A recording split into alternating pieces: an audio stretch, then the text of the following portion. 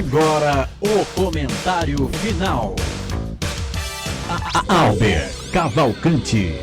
Nona rodada do Campeonato Brasileiro da Série C. O Guarani venceu e convenceu. Isso mesmo. O Guarani alcançou o objetivo.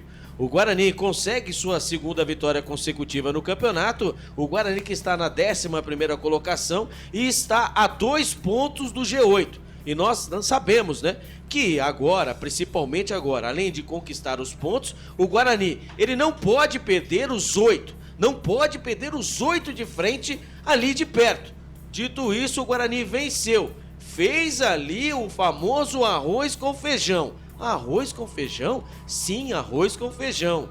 Venceu o primeiro tempo por 2-1 e no segundo tempo soube se segurar, né, professor?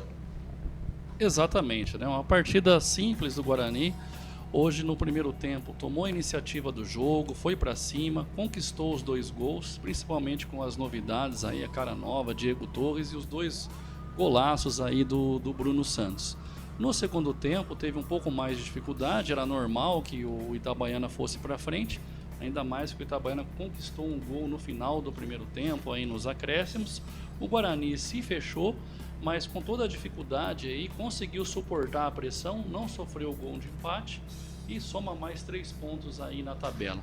Não foi um jogo brilhante, mas como falamos sempre, para o nível da Série C, o que importa num primeiro momento são os 3 pontos, que deixa o Guarani a 2 pontos do G8, com possibilidades reais de na próxima rodada já figurar entre os 8 primeiros, que pegam um adversário direto, que é o CSA, que nesse momento tem 13 pontos, 2 a mais para o Guarani, e com uma vitória no Guarani, o CSA ficará 1 ponto atrás, que vai dar confiança ainda mais para a equipe e manter o Guarani depois no G8.